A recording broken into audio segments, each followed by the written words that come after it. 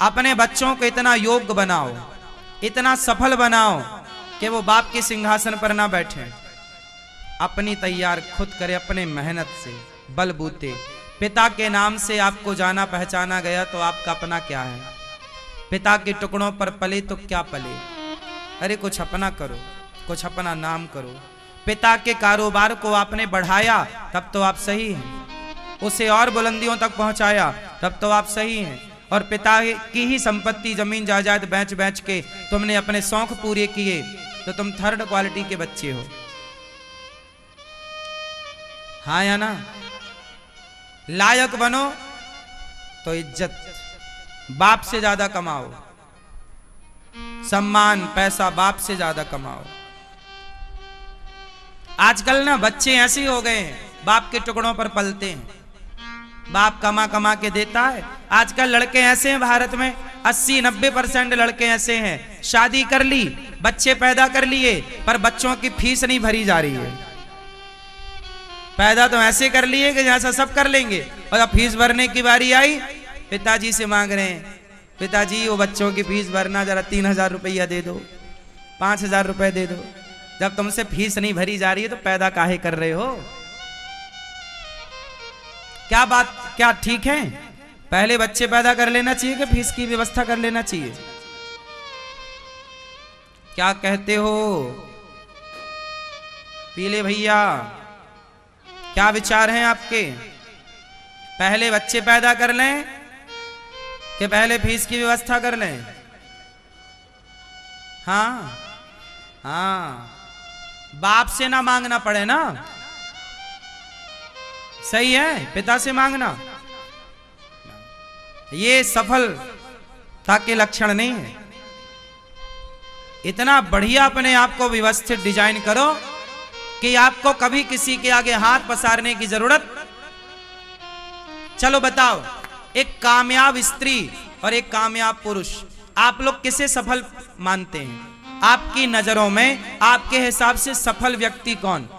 आप बताओ, कौन है कामयाब? आप किसे कामयाब मानती हो?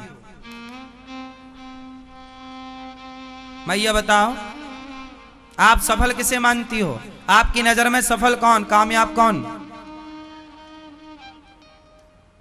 मैया बताओ, मेरी मां, आप बताओ। हाँ, आपकी नजर में सफल कौन, कामयाब कौन? हाँ हाँ हाँ,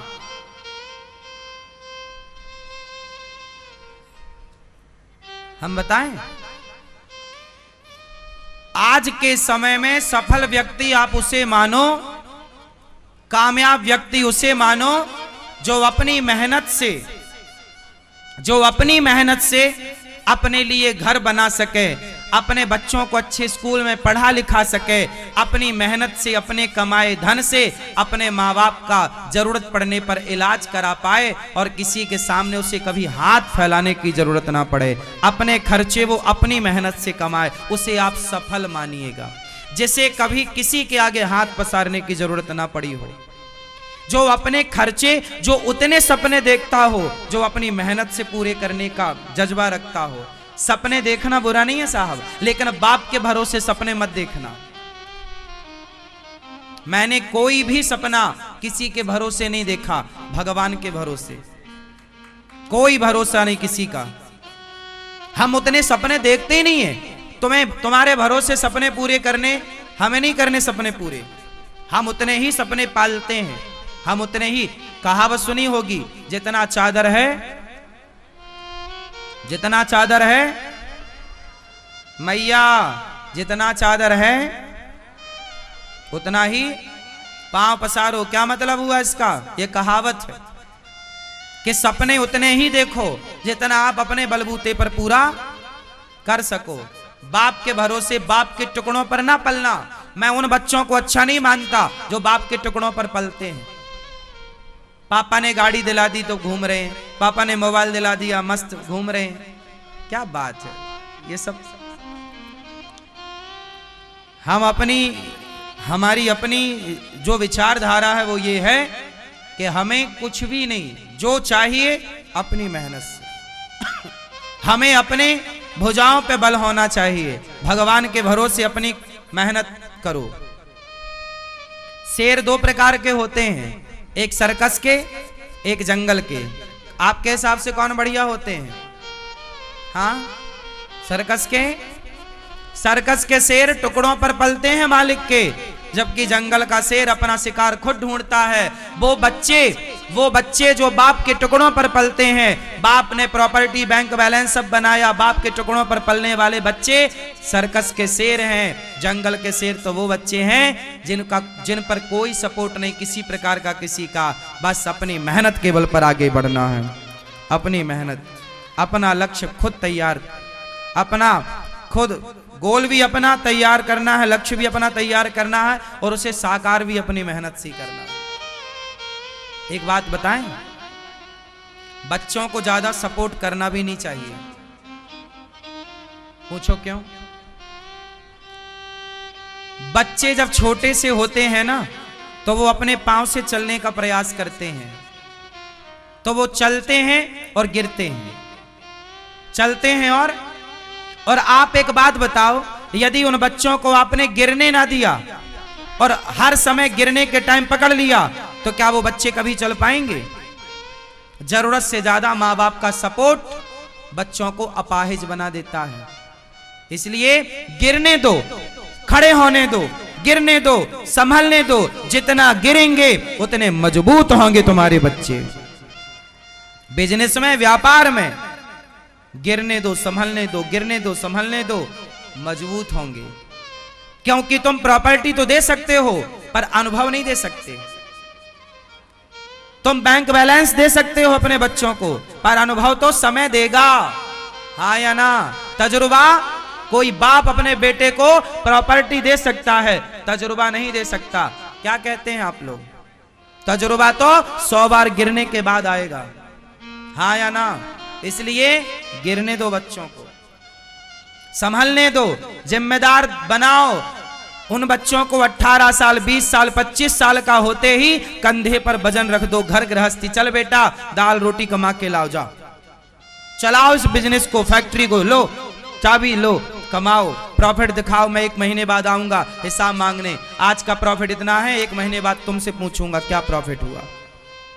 दो पूरी जिम्मेदारी, मेरा कोई सपोर्ट नहीं, तुम संभालो। आप जरा भी काम सपोर्ट करेंगे तो बच्चे को लगेगा है तो पापा, है तो पिताजी, ना तुम्हारा को, तुम दूर रहो। 1 महीने के लिए तीर्थ यात्रा में चले जाओ, 1 महीने बाद जाके हिसाब लेना, बेटा क्या प्रॉफिट किया तुमने, लाओ।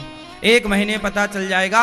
हंडी का एक ही चावल दबा के देखना पड़ता है, सबका पता लग जाता है। 1 महीने में समझ में आ जाएगा कि आपके बच्चे कितने कच्चे हैं, कितने पक्के। स्कूल कॉलेज में जो पढ़े हैं साहब, वो पढ़ाई रियलिटी, रियल जिंदगी में काम नहीं आती। रियल जिंदगी में तो अनुभव काम आता है, हाँ या ना? तो क्या बनाओगे, जंगल का शेर कि सर्कस का? बात सही है कि गलत है, हाँ या ना? मेरे जीवन के अनुभव बताते हैं, ये मेरे अपने पर्सनल अनुभव हैं, सपोर्ट नहीं। सहारों पर जिए तो क्या जिए इस जिंदगानी को। अरे सहारा दूसरों को दो, अमर कर लो कहानी को। सहारों पर तो मुर्दे चलते हैं साहब, जिंदा इंसान को सहारा यदि मिला तो वो इंसान रहा कब, वो तो मुर्दा हो गया। क्योंकि मुर्दे, सहारा तो मुर्दों को चाहिए, 4 कंधे किसे चाहिए बोलो? और जिसे बाप का कंधा चाहिए, भाई का सपोर्ट चाहिए, तुम मुर्दे हो क्या? तुम्हारा अपना कहां हुनर, तुम्हारा अपना कहां ज्ञान, तुम्हारी अपनी काबिलियत कहां गई? सेल्फ डिपेंड, आत्मनिर्भर, कोई समझौता नहीं इससे। सहारा नहीं, गिरने दो, लड़खड़ाने दो, संभलने दो। खुद ही वो संभलने का प्रयास करे, संभालने के लिए तुम पास में मत रहना, गिरने दो।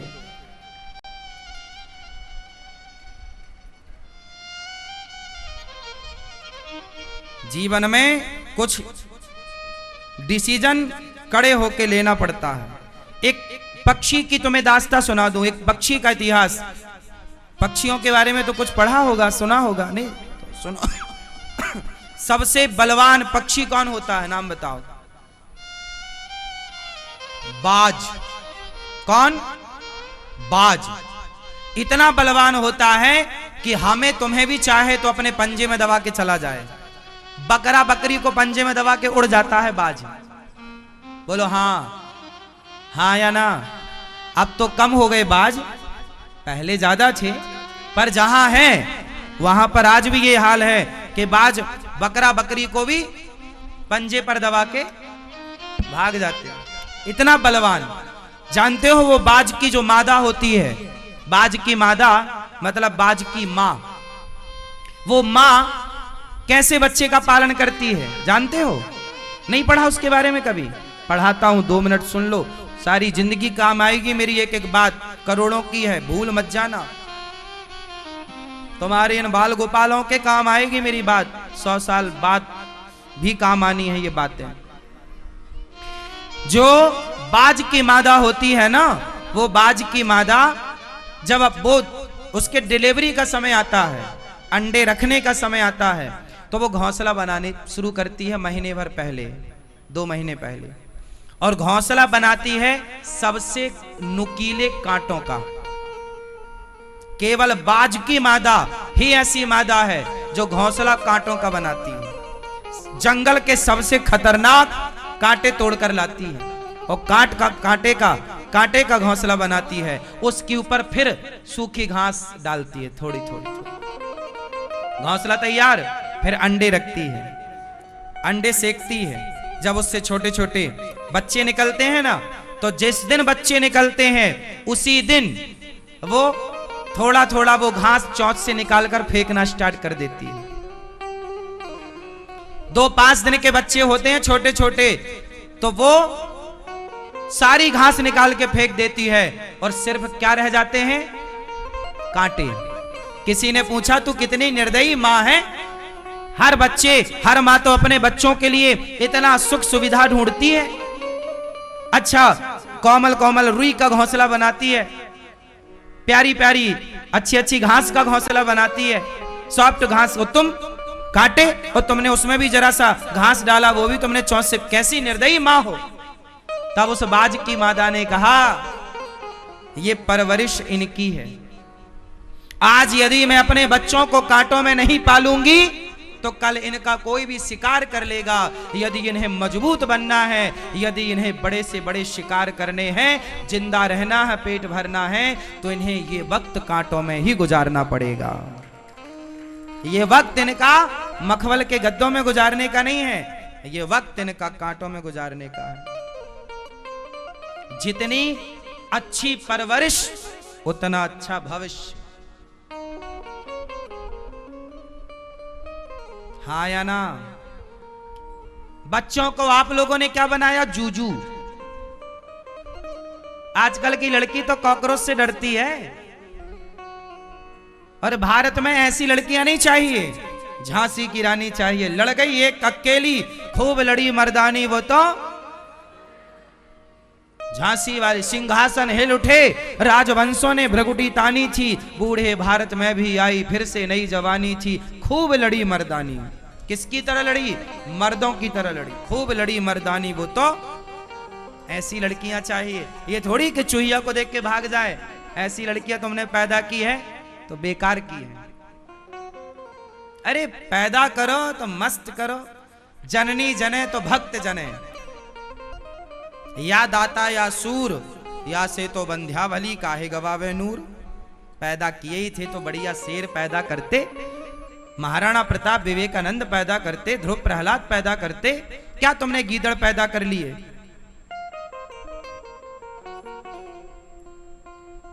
अच्छी संतान हो, श्रेष्ठ संतान हो, श्रेष्ठ परवरिश हो, तरीके से, लापरवाही नहीं।